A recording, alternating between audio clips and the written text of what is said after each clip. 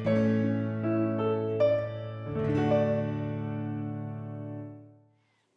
su comentario de la introducción del libro de Hechos, Ken Hughes nos dice una historia muy triste de un hombre que se llamaba Stephen Linscott.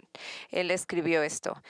En las primeras horas de la mañana del 4 de octubre de 1980, un joven estudiante de enfermería fue brutalmente asesinado en un suburbio de Oak Park, Chicago. Siguiendo el consejo de los amigos bien intencionados, Steve Linscott, un estudiante de Manos Colegio Bíblico, le contó a la policía sobre un sueño que había tenido sobre la noche del crimen. La policía de Oak Park lo arrestó más tarde, interpretando el relato de sueño de una confesión indirecta de un asesino psicópata. Más tarde el jurado lo declaró culpable y lo condenaron a 40 años de prisión. Solo había un problema: Linscott era inocente. Solo después de un tiempo en prisión y numerosas apelaciones legales, el proceso duró 12 años y Linscott quedó libre y reivindicado. Ahora, al atravesar por una situación tan difícil como esta, ¿usted pensaría que un hombre como él tendría que ser un hombre cínico, que ha pasado por cosas difíciles con un corazón amargo? Pero esto es lo que él dijo después de esta dura experiencia de haber sido acusado y castigado por un crimen que él no cometió. Él dijo esto: la Biblia me he dado cuenta que no podemos juzgar los propósitos de Dios, ni dónde nos coloca, ni por qué elige un camino para nuestras vidas en lugar de otro. La vida misma está repleta de relatos de acción o inacción divina que no parece ser justa, que no tiene sentido excepto cuando se ve la luz del plan perfecto de Dios. Miles de niños egipcios fueron masacrados mientras se salvaba la vida de un bebé llamado Moisés. Jacob era un mentiroso y un ladrón, y sin embargo fue él, no su hermano Esaú, quien recibió la bendición del padre Isaac y de Dios. En cierto sentido, no tiene sentido que Dios permitiera que su hijo muriera por los pecados de la humanidad, pero Dios tiene un plan y un plan perfecto.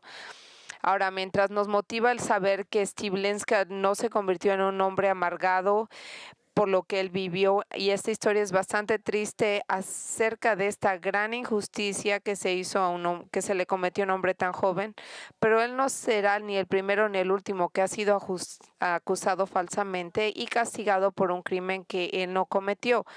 Hay un sinnúmero de hombres y mujeres que han tenido que estar en un tiempo muy largo en la prisión por algo que ellos no cometieron, pero la Biblia nos dice que como una forma de persecución, los creyentes en Cristo tienen que esperar que van a ser falsamente acusados, y Jesús lo dijo en Mateo 5 del 10 al 12. En lo que dijo: bienaventurados aquellos que han sido perseguidos por la causa de justicia, pues de ellos es el reino de los cielos. Bienaventurados seréis cuando los insulten y persigan y digan todo género de mal contra vosotros falsamente por mi causa. Regocijaos, alegraos, porque vuestra recompensa en los cielos es grande, porque así persiguieron a los profetas que fueron antes de ustedes. Así que el mismo Jesús nos dice que debemos de estar esperando los insultos y faltas acusaciones, porque esto es como los profetas del Antiguo Testamento fueran tratados. En efecto, nosotros vamos a encontrar muchos lugares en el Antiguo Testamento cuando los hombres buenos fueron acusados por cosas que no hicieron.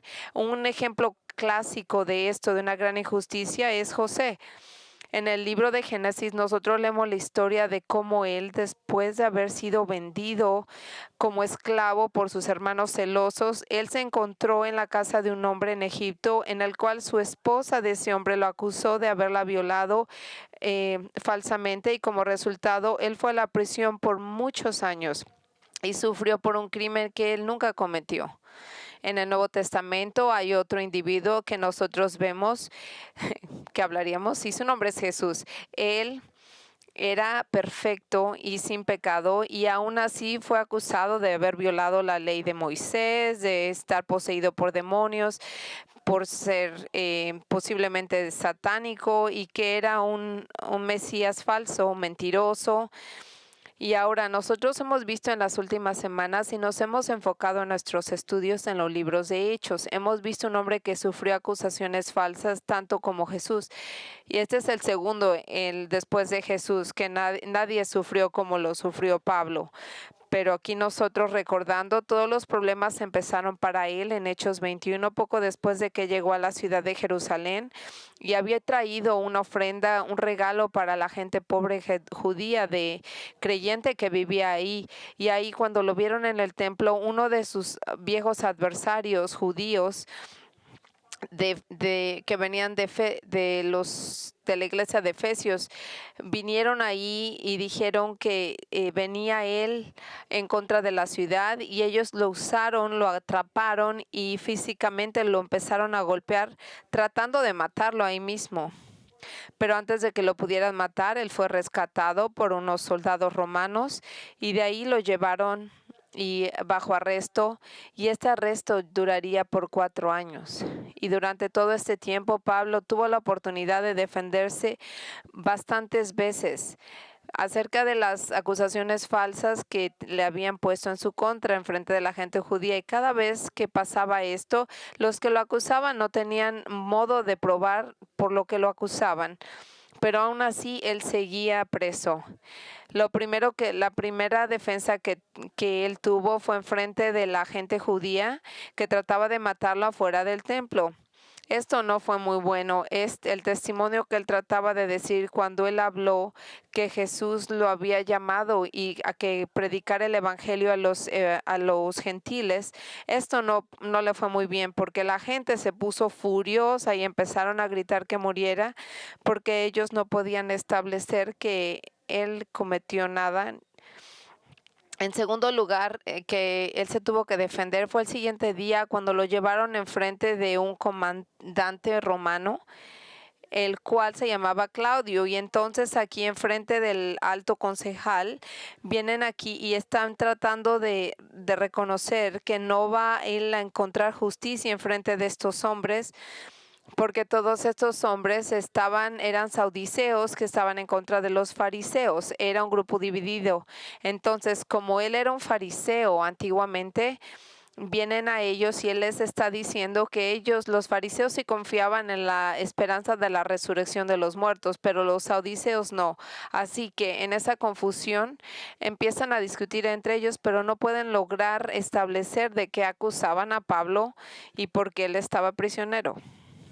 Ahora, después de este gran fiasco, se vuelve a juntar enfrente del concejal, donde el mismo Jesús viene y motiva a Pablo en estos tiempos tan duros, cuando le acaban de quitar la libertad, cuando parecía que él nunca iba a llegar a la ciudad de Roma, que era el gran deseo de su corazón, pero Jesús se le aparece físicamente de un modo supernatural en su celda. Y viene aquí en el cuartel de Antonio y se le aparece a Pablo y ahí le dice a él que no se preocupe, que él va a dar su testimonio más adelante en Roma. Y a partir de este momento en el libro de Hechos, nosotros vemos que a partir de este acontecimiento, nos están diciendo cómo es que Jesús empieza a poner esta promesa que le hace a él al traer al apóstol enfrente del Imperio Romano. Así que cuando empiezan ellos a ver aquí cómo empiezan a darse una serie de eventos que primero trataban de asesinar a Pablo por medio de 40 hombres. Y ellos mismos habían prometido que no comerían o beberían hasta que ese apóstol se muriera. Pero después, cuando se dan cuenta de este atento de asesinato, lo mueven a él a 65 millas a Cesarea, donde vienen aquí con el gobierno romano para protegerlo de esto. Yo me imagino que estos 40 hombres han de haber estado bastante flacos porque nunca lograron su cometido de que muriera Pablo. Y es aquí en Cesarea donde viene la tercera defensa que se da lugar en frente del gobernador Félix, que era que él estaban acusando a Pablo de crímenes en contra del gobierno romano. Y aunque Félix sabía que él era inocente de todos estos cargos, él empezaba a actuar como un corrupto político Y entonces él empezaba a decir, sabía que no podía dar su veredicto final porque él no quería fastidiar a la gente que se molestaran en contra de él. Y mientras tanto estaba esperando a ver si Pablo le podía dar algún dinero a él para que lo liberara. Así que nosotros vemos en el capítulo 24 cómo Félix se mantuvo a Pablo prisionero, aunque él sabía que esto era injusto. Pero después de 2 años de estar prisionero en Cesarea, viene algo que pasó que parecía muy prometedor para Pablo. Félix viene a ser reemplazado por un hombre que se llamaba Porcio Festos. Y nosotros vemos al final del versículo 24, en el versículo 27, pero transcurridos 2 años, Porcio Festo llegó como sucesor de Félix, deseando hacer un favor a los judíos. Félix dejó preso a Pablo. Y ahora, una vez que nos introducen a este nuevo gobernador, Lucas nos dice en el capítulo 25, nos lo abre hablando de la defensa de Pablo, ahora en esta ocasión en frente del nuevo gobernador Festos. Y esto es lo que leemos. Este es el enfoque de nuestro estudio. Festo entonces, 3 días después de haber llegado a la provincia, subió a Jerusalén desde Cesarea.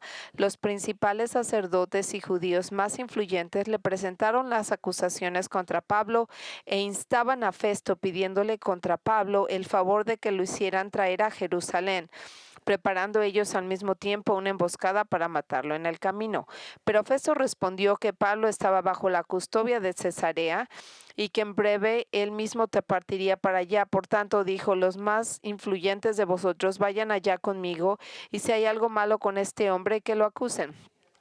Después de haberse quedado no más de 8 o 10 días con ellos, descendió a Cesarea y al día siguiente se sentó en el tribunal y ordenó que trajeran a Pablo. Y cuando éste llegó, lo rodearon los judíos con las acusaciones que no podían pobrar, mientras Pablo decía en su defensa propia, no he cometido ningún delito ni contra la ley de los judíos, ni contra el templo, ni contra el César. Pero Festo, queriendo hacer un favor a los judíos, respondió a Pablo y dijo, ¿estás dispuesto a subir a Jerusalén y a ser juzgado delante de mí por esas acusaciones? Entonces Pablo respondió, ante el tribunal de César estoy, y es donde debo de ser juzgado. Ningún agravio he hecho a los judíos, como también tú muy bien sabes. Si soy pues un malhechor y he hecho algo digno de muerte, no rehúso a morir. Pero si ninguna de estas cosas de que me acusan son verdad, nadie puede entregarme a ellos. Apeló César. Entonces Festo, habiendo liberado con el consejo, respondió, al César has apelado, al César irás. Y ahora aquí vemos cómo la justicia no se iba a llevar a cabo, porque vemos aquí que Festos no iba a hacer lo que era correcto, pero más bien que era darle la libertad a Pablo. No, lo mantuvo en la cárcel. Pero aunque vemos en este pasaje y nos enseña cómo estaba Pablo,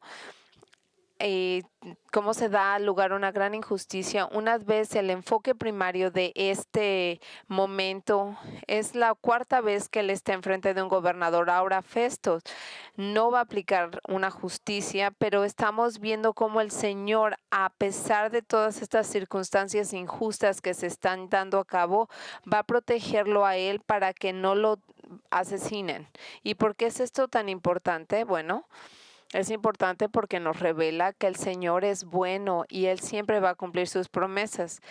A Él le había prometido a Pablo que iba a llegar hasta Roma, y así es lo que Él hizo. Así que como el Señor es justo y bueno, así se va a dar. Y Él está demostrando su fidelidad para llevar a Pablo a Roma, y lo hizo de un modo tan inusual, y cómo lo protegió por medio de un corrupto gobernador y de un gobierno secular. Y ahora vean lo que tenemos que aprender de aquí, es cómo Dios demuestra su soberanía en todas las cosas.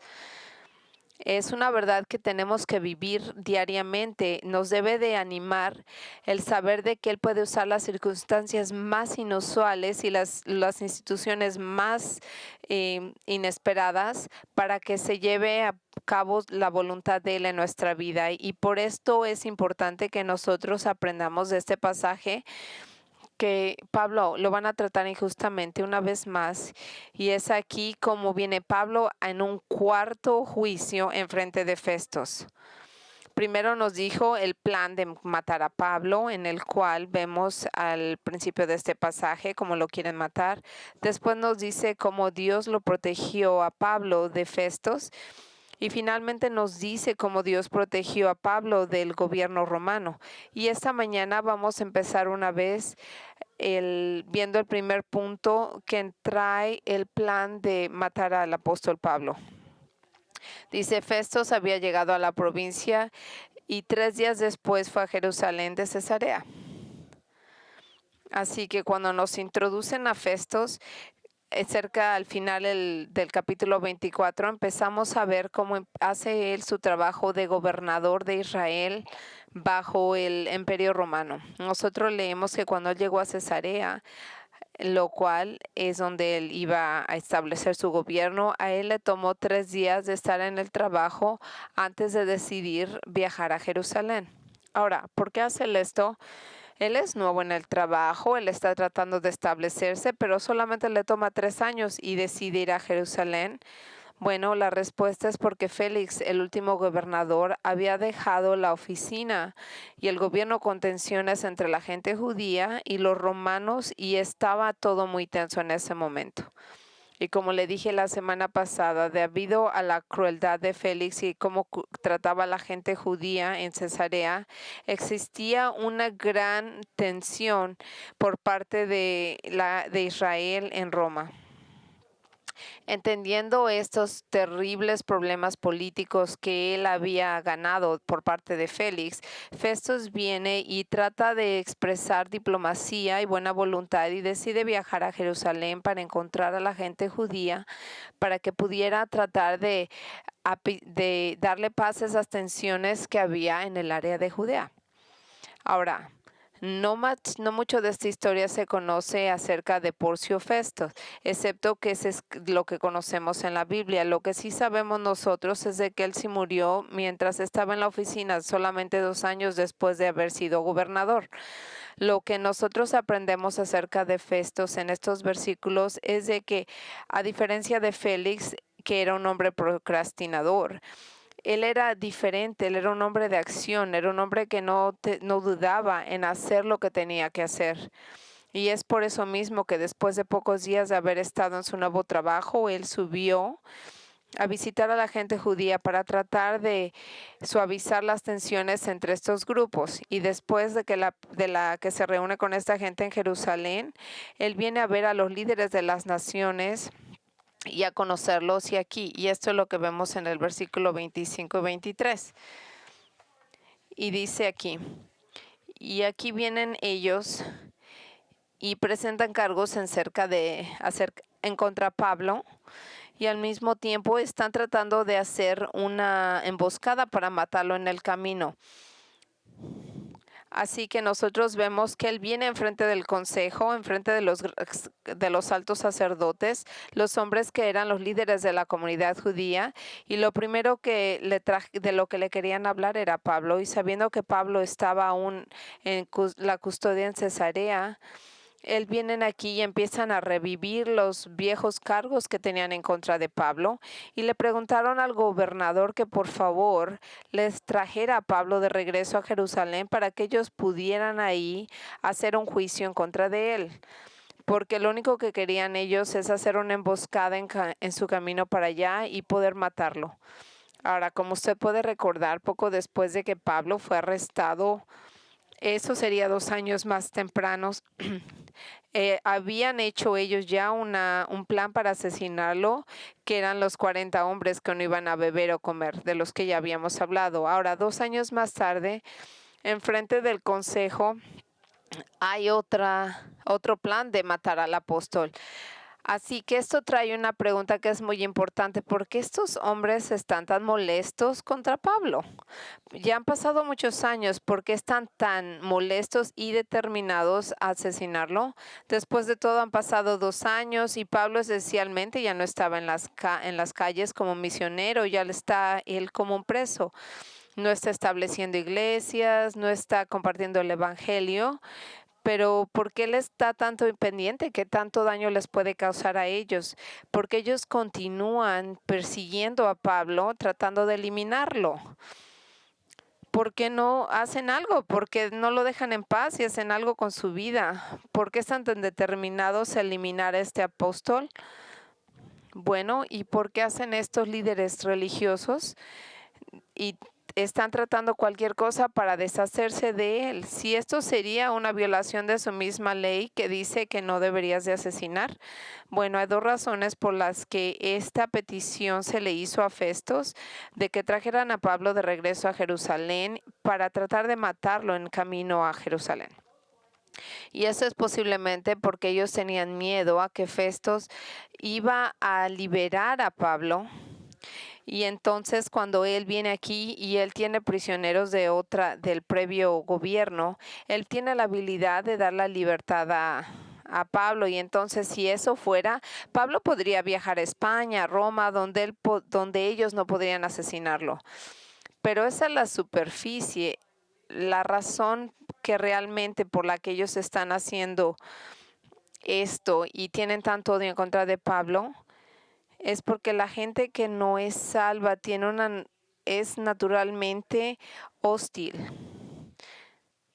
al Señor. Y de esto habló, el mismo Jesús habló de esto y lo comenta, como dice que la gente que no es creyente puede endurecer su corazón en contra de la gente que sigue al Señor. Esto lo dijo en Juan 15, del 18 al 25.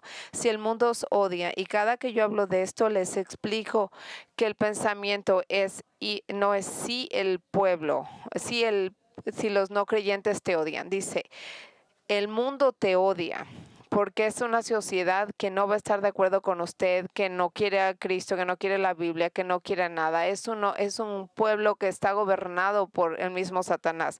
Por lo que, como el mundo te odia, sabéis que me has odiado a mí antes que a vosotros. Si fueras del mundo, el mundo amaría lo suyo, pero como no sois del mundo, sino que yo os escogí entre el mundo, por eso el mundo os odia. Acordaos que la palabra que yo os dije, un siervo no es mayor que el Señor. Si me persiguieron a mí, también os perseguirán a vosotros. Si guardaron mi palabra, también guardarán la vuestra. Pero todo esto os hará por causa de mi nombre, porque no conocen al que me envió. Si yo hubiera venido y no les hubiera hablado, no tendrían pecado. Pero ahora no tienen excusa por su pecado. El que me odia a mí, odia también a mi Padre. Si no, yo hubiera hecho entre ellos las obras que ningún otro había hecho. No tendrían pecado, pero ahora las han visto y me han odiado a mí y también a mi Padre. Pero han hecho esto para que se cumpla la palabra que está escrita en su ley. Me odiaron sin causa. Usted ve, el mundo odia a Cristo y a sus seguidores porque ellos odian la rectitud del Señor.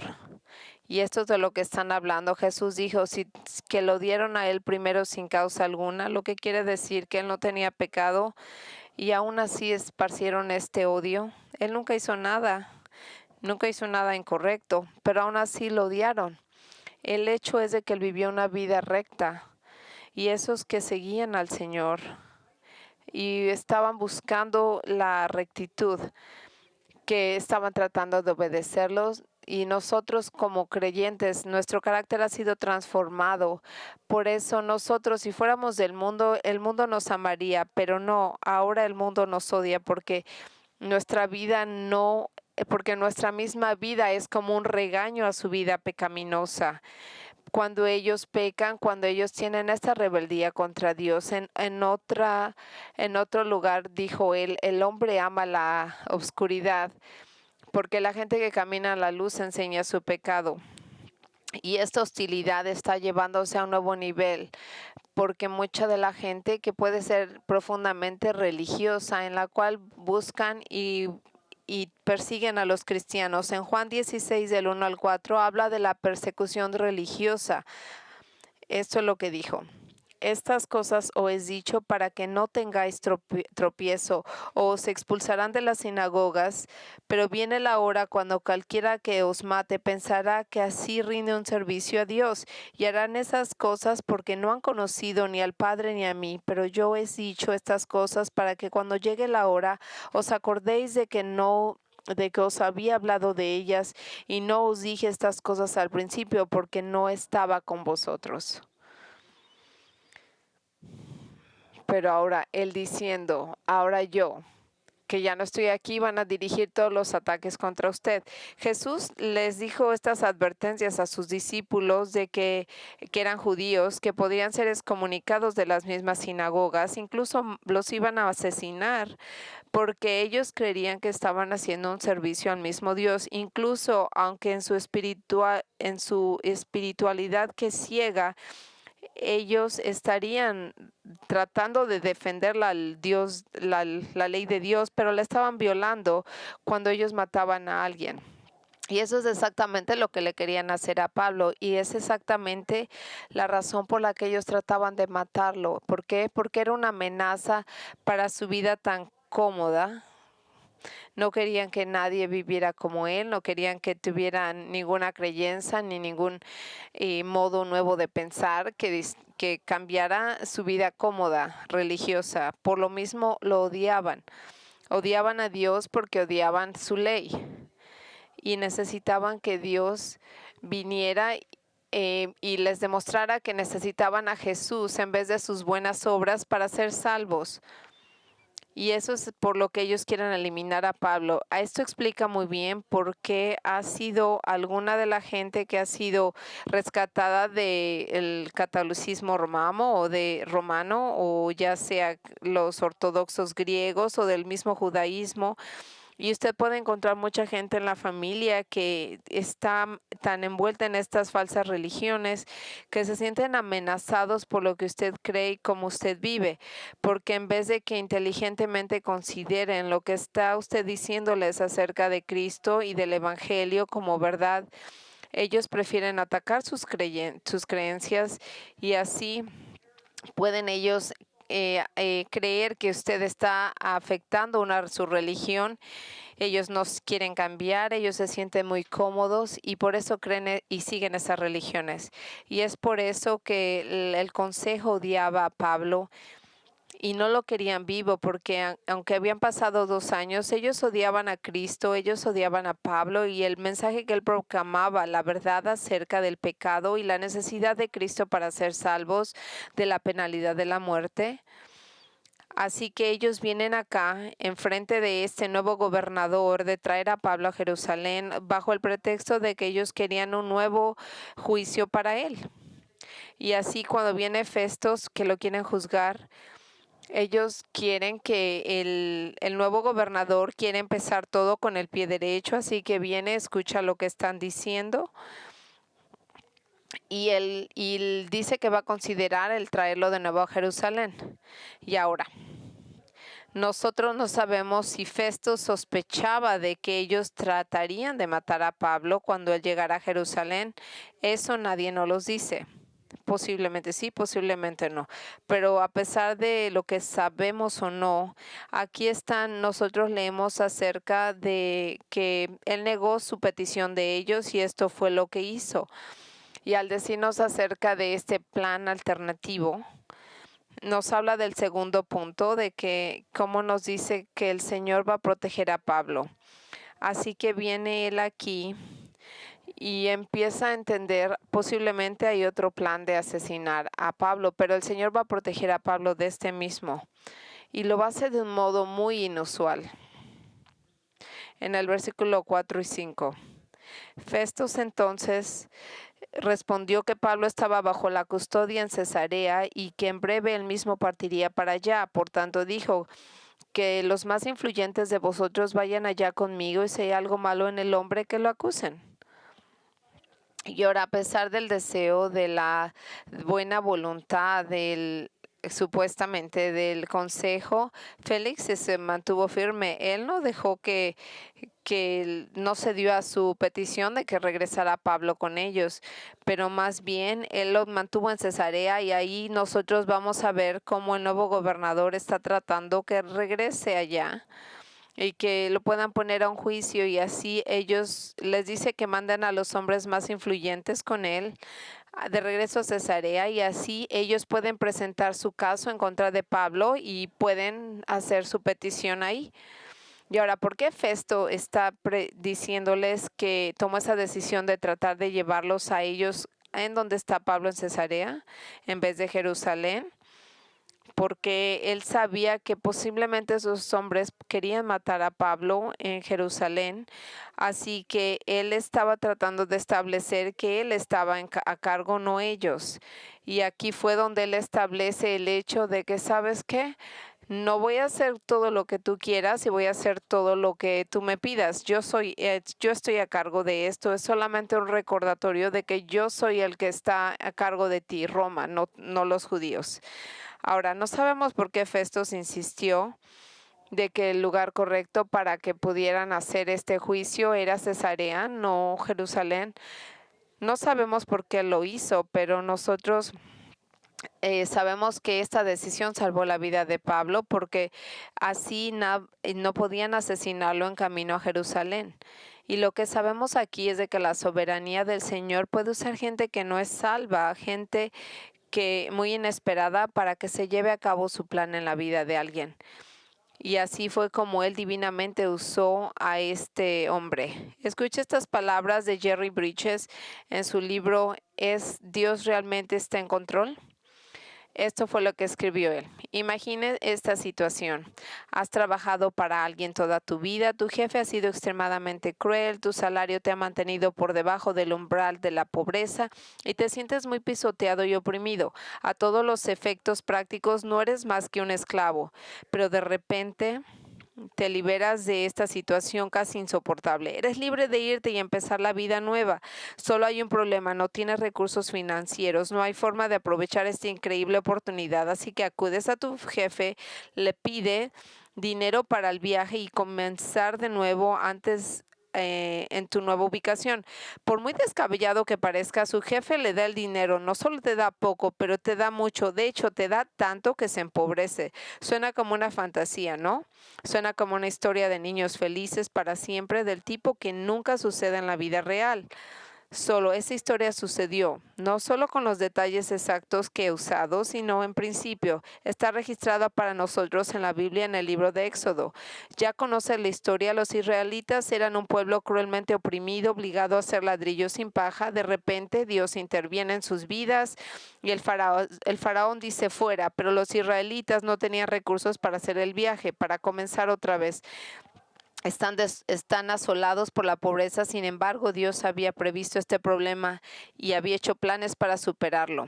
Y ahora, en los siguientes versos, ¿qué hizo el Señor para ayudarlos? Leemos en Éxodo 3, del 21 al 22.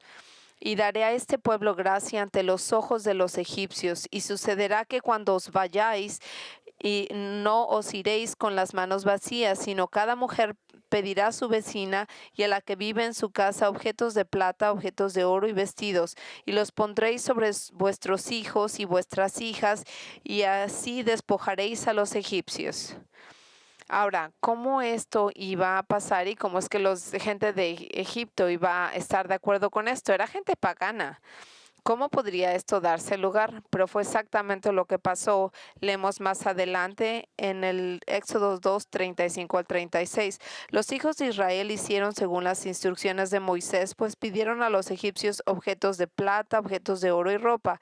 Y el Señor hizo que el pueblo se ganara el favor de los egipcios y les concedieron lo que pedían. Así despojaron a los egipcios. Todo lo que nosotros leemos aquí, cómo fue que el Señor les hizo su favor en la vida de ellos. Pero aquí vemos un ejemplo de cómo el Señor hace su obra en gente que no es salva, en este caso los egipcios, para hacer exactamente lo que Él quería hacer para el bienestar de su propia gente en Israel. Y ahora, ¿cómo hizo esto? No sabemos, pero esto ilustra la gran verdad de Dios, que no es limitada a cómo es que Él trabaja los detalles del plan de su vida. Usted no está a la deriva de las circunstancias, pero usted sabe, Él está a cargo de su vida. Él es el que está, no, incluso el gobierno está a cargo de su vida. Usted sabe, esos hombres no tienen realmente la última palabra en su vida, porque el Señor va a llevar a cabo el plan que tiene en su vida, incluso si Él va a usar gente pagana que nunca se hubiera imaginado que lo puede proteger o le va a proveer para una necesidad. Eso es exactamente lo que pasó con Pablo, cómo Dios se mueve en el corazón de Porcio Festos y decide cómo va a evitar que Pablo sea llevado a Jerusalén para que así pueda salvar su vida una vez más.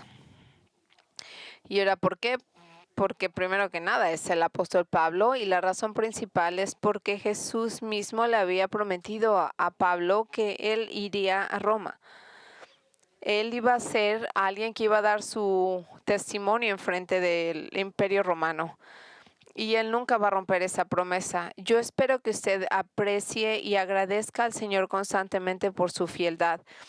Porque no solamente ahorita que es tiempo de acción de gracias, pero yo espero que usted siempre esté agradeciéndole al Señor, porque esa fidelidad es lo que nos da la habilidad y lo que nos motiva en las circunstancias más difíciles. Es eso que nos mantiene cuando emocionalmente nos sentimos que no podemos más. Es el mismo Señor el que esa fidelidad que nosotros cuando no entendemos las circunstancias o lo que está haciendo en nuestras vidas, nosotros no entendemos lo que está pasando alrededor de nosotros en el mundo, y es esa fidelidad del Señor que nos deja que confiemos en Él. Charles Spurgeon dijo esto: cuando no vemos la mano de Dios, podemos confiar en el corazón de Dios. Y es muy importante que nosotros recordemos esto en ese tiempo de COVID. Y cuando dijo Spurgeon esto, él sabía que el corazón de Dios es un corazón que es realmente fiel. Y ese es el carácter de Dios, no lo podemos negar. Él siempre es verdadero, Él siempre mantiene su promesa. Deuteronomio 7:9 dice: reconoce pues que el Señor tu Dios es Dios, el Dios fiel, que guarda su pacto y su misericordia hasta 1000 generaciones con aquellos que le aman y guardan sus mandamientos. Él es un Padre amoroso. En el Salmo 36:5, tu amor, Señor, se extiende hasta los cielos, tu fidelidad hasta el firmamento. En otras palabras, su amor es infinito, no tiene límites, no hay nada que Él siempre va a mantener su promesa. Con respecto a la fidelidad de Dios, Arthur Pink, en su libro llamado Los atributos de Dios, dijo lo siguiente: todo acerca de Dios es grande, vasto, incomparable. Él nunca olvida, nunca falla, nunca flaquea, nunca pierde su palabra. A cada declaración de promesa, profecía, el Señor se ha adherido exactamente. Cada compromiso de pacto o amenaza, Él cumplirá, porque Dios no es hombre para que mienta, ni hijo de hombre para que se arrepienta. Él dijo y no hará, o ha hablado y no cumplirá. Por lo tanto, el creyente exclama: sus misericordias no faltan, son nuevas cada mañana. Grande es tu fidelidad.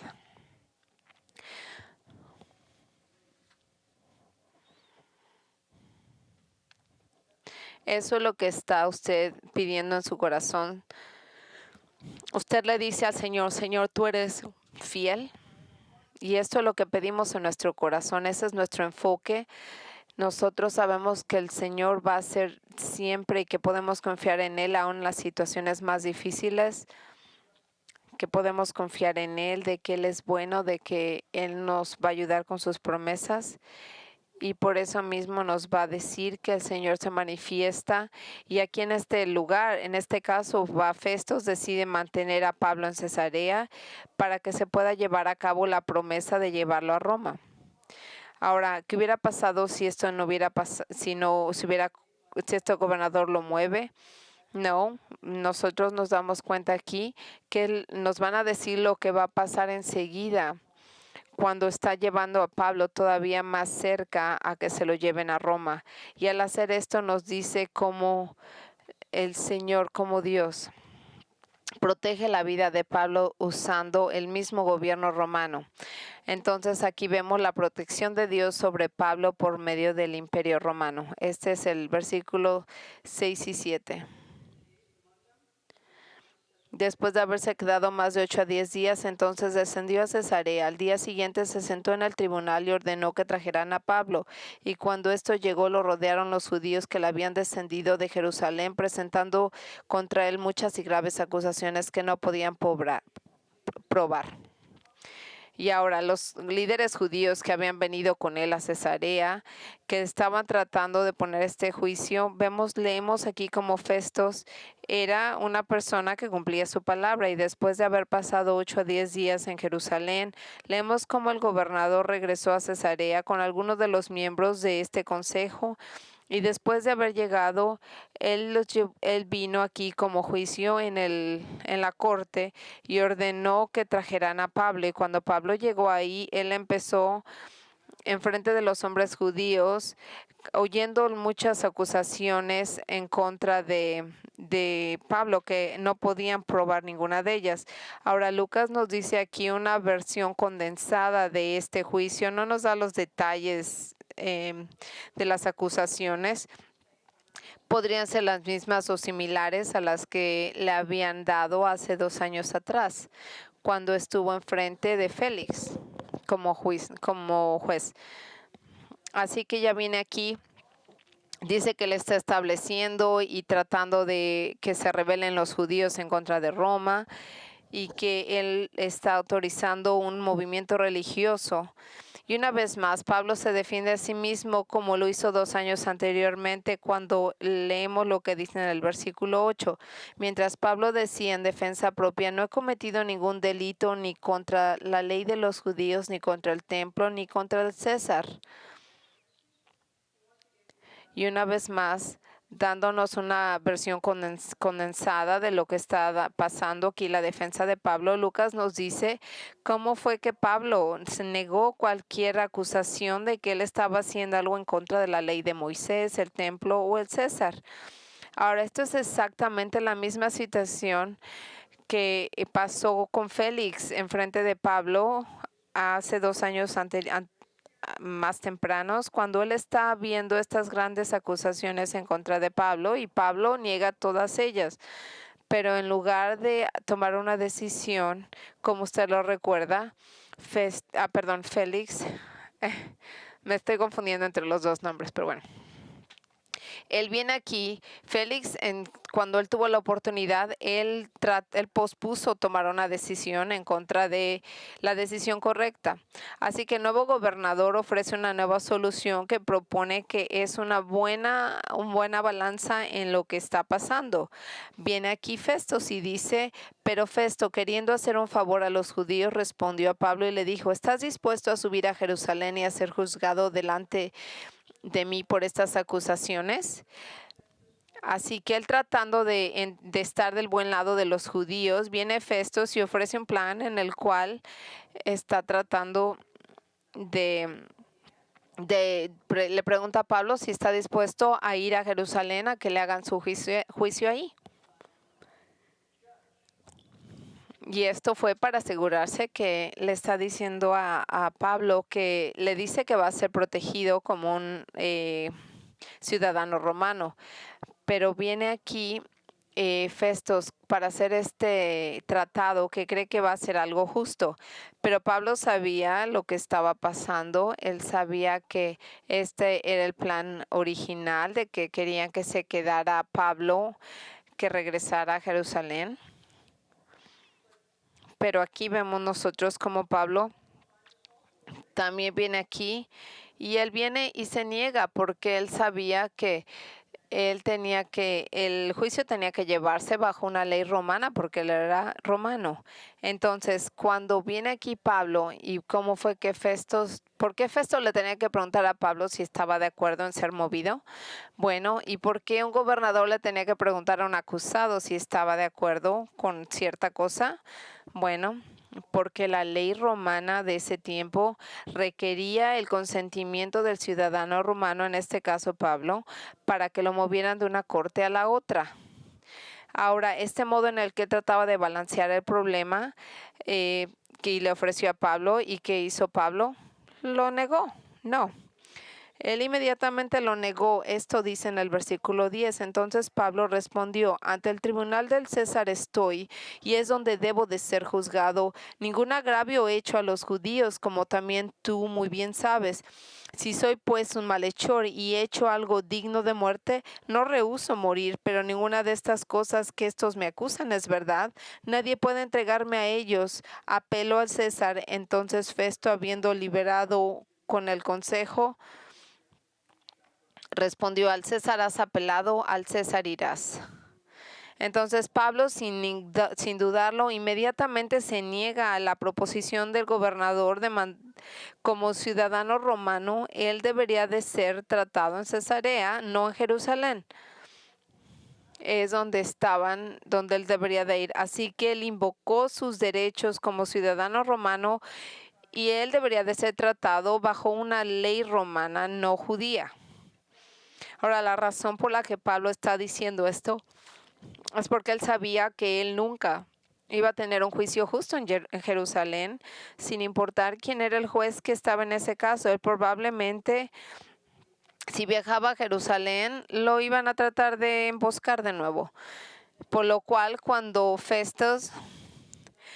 él se niega a la proposición de Festos, él firmemente le dice que él no hizo nada en contra de la gente judía y le recuerda al gobernador que él sabe que es inocente, y es así como le dice que la ley romana tiene que ser llevada a cabo con justicia, y es así como él debería de proteger la justicia de la ley, que sea un hombre íntegro. Esto sería: tú debes de ser alguien imparcial, tú claramente sabes que soy inocente, dice Pablo. Y de este modo, para no malentenderlo, vemos que cuando Pablo se niega a ir a Jerusalén, no es porque él está evitando ser tratado justamente, no, él sabía que él, como un ciudadano romano, tenía que ser tratado bajo la ley romana, no judía. Y ahí deberían de hacer lo que era necesario de acuerdo al juicio. Así que él se niega a ir ahí de regreso con los judíos. Así que como un ciudadano romano, él sabía que su derecho legal era de que lo llevaran a Cesarea. Y ahora, para tratar de entender, eso era un derecho de cualquier ciudadano romano que fuera enfrente del César para ser tratado y tener un juicio enfrente de él. Para entender cómo esto trabaja, tales apelaciones podían venir después de un veredicto o, en el caso de Pablo, antes. Una vez concedida la apelación, sacó el caso de las manos del gobernador y lo transfirió al emperador. El atractivo de Pablo parece que a primera vista ser pura locura, ya que el emperador de este momento era el infame Nerón. Sin embargo, en los primeros años del reinado de Nerón, durante los cuales tuvo lugar la apelación de Pablo, no estuvieron marcados por la crueldad y la locura de los últimos años de Nerón. Y una vez que él dice que tiene que ser llevado a Cesarea, donde tienen que llevarlo enfrente del César para su juicio, Festo le dice a Pablo que su petición ha sido aceptada y que lo van a llevar al César, y ahí es donde él debería de llegar. Ahora, alguna gente ha criticado a Pablo por hacer esta petición, porque ellos dicen que si él estaba realmente confiando en el Señor, él hubiera esperado a que el Señor trabajara los detalles y lo llevara a Roma de un modo o de otro. Pero a pesar de esas críticas, Pablo hizo lo correcto. No hay indicación de que él hizo algo incorrecto. No es solamente que sea apropiado, pero obviamente es un derecho como un ciudadano romano que la ley romana sea la que lo juzgue. ¿Y por qué era sabio? Porque cuando él dice que lo van a llevar enfrente del César, es su ticket para llegar a Roma. Y esto es realmente brillante, lo que él hizo, porque ahora va a poder viajar a Roma, donde va a poder establecer enfrente del gobierno, el cual lo tiene que proteger para que llegue con bien. Vea lo que pasa. Aquí usted ve una vez más la ilustración en estos versículos, como Dios volvió una vez más a usar fuentes raras, un pagano y un gobierno secular, que no estaba interesado en cristianidad o estándares bíblicos y los usó a ellos para que se llevara a cabo su voluntad. Y aunque ellos no tenían ni idea mínima, aquí es como entendemos el misterio de la soberanía del Señor y cómo usa gobiernos inesperados para que se lleve a cabo lo que Él quiere. Y así fue como nosotros tenemos que recordar que no importa quién sea nuestro siguiente presidente. Ahora ya sé que ya se despertaron, ya tengo su atención. Ahora no importa lo que pase en el futuro, nuestro Dios no está limitado por nada, ni por un gobierno secular o pagano, aunque parezca que las cosas no están bien, el Señor no está limitado con eso. Él es soberano y Él tiene un directo control, aunque la gente no lo sabe. En Proverbios 21 dice, el corazón del rey son como canales de agua que están en la mano de Dios. Él los vierte cualquier lado que Él quiera. El Señor, el Dios está encima de reyes, presidentes, gobernadores, jueces. Él es el que tiene control de todo. En el caso de Pablo, el Señor usó el gobierno del mismo villano Nero para proteger a Pablo de morir en las manos de sus enemigos, para que usted vea la fidelidad del Señor al mantener sus promesas de que Él llegaría a Roma. Ahora, ¿cómo aplicamos estas verdades que oímos hoy en este pasaje? Primero que nada, tenemos que reconocer la gran soberanía, no como doctrina, pero como una verdad de la cual debemos de vivir, que nos debe de dar paz, que nosotros no tenemos control de nada, pero Él tiene control de todo y en su soberanía Él va a decidir lo que va a hacer con la gente y que puede elegir gobiernos paganos, pero Él está en control de todo y nos debe de dar una paz que en medio de todo la soberanía del Señor está en todo lo que pasa en cada área de nuestras vidas. Incluso con la gente que está sobre autoridad de nosotros, nosotros debemos de estar motivados de saber cómo el Señor protege a su gente. Cómo Él mismo usó un gobierno romano y cómo ordenó que este gobierno lo cuidara. Y porque de otro modo hubieran podido matar y asesinar a Pablo, pero no, como yo le he dicho una y otra vez, usted puede confiar en la Señora que lo proteja, lo guarde de morir, porque usted no debe de tener miedo a nada. Esto incluye COVID.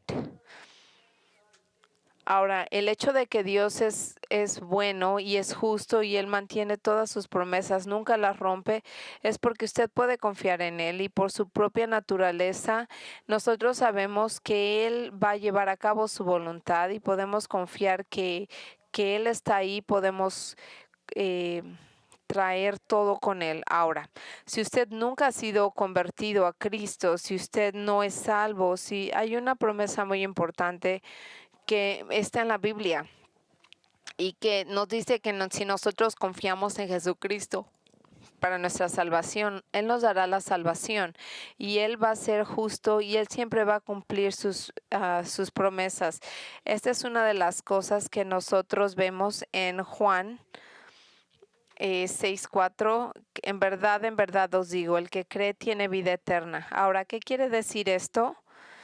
¿El que cree en qué? ¿De qué habla Él? ¿Qué quiere decir cuando creemos en Cristo? Es creer más que Él es Dios o creer en el hecho de quién es Él. Él dice que cuando confiamos en Él, nosotros ponemos nuestra confianza en nuestra vida, nuestra misma alma, de que sabemos que estaremos en Dios, que no hay nada que podamos hacer, nada de buenas obras o actividades religiosas, que solamente la muerte de Jesús en la cruz es la única esperanza que tenemos para ser perdonados por nuestro pecado. Lo que quiere decir que la vida ahora, en abundancia, va a ser una vida que va a continuar por toda la eternidad. Si usted simplemente viene al Señor para su salvación.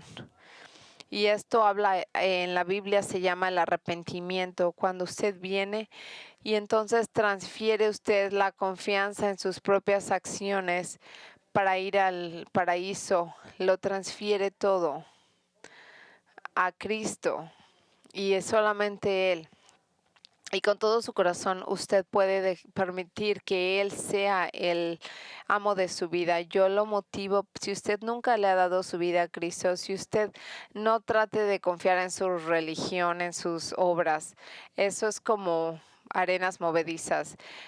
Cristo es la roca. Y es donde usted debe de poner su esperanza. Él es el único modo de que cualquiera de nosotros podamos ser justificados en frente del Señor. Padre, te agradecemos por este gran pasaje que hemos leído esta mañana. Nosotros te agradecemos porque tú nos das esperanza y porque por medio de la vida del apóstol Pablo vemos que tú eres bueno, que tú proteges a tu gente. Gracias, ayúdanos a transferir estas verdades y que sean relevantes en nuestra propia vida. No estudiar un pasaje, pero sí que lo podamos entender, que podamos vivirlas en nuestras mismas casas. Ayúdanos a reconocer que tú eres un Dios bueno. Te agradecemos de que nosotros no podemos entender tus misterios y cómo tú haces tu obra, pero nosotros sabemos que tu voluntad siempre se lleva a cabo. No tenemos que entenderlo, pero sabemos que podemos descansar en ti, Señor. Te pedimos por los creyentes para que sean motivados. Te pedimos para que en cualquier circunstancia que está la gente, que sepan que pueden estar en tu esperanza, en tu paz, y que puedan entender la necesidad por un Salvador, y que puedan transferir su esperanza en las cosas para la cruz, y que puedan experimentar la paz y la que tú das. Gracias por haber venido.